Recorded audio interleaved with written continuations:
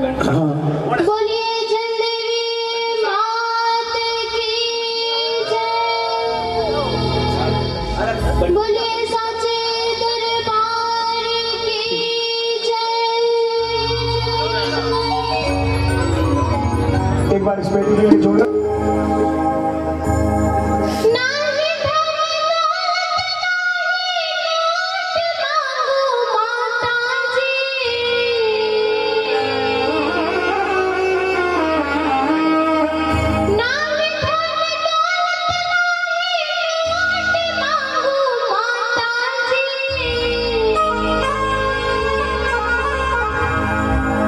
बस थारे नाम रो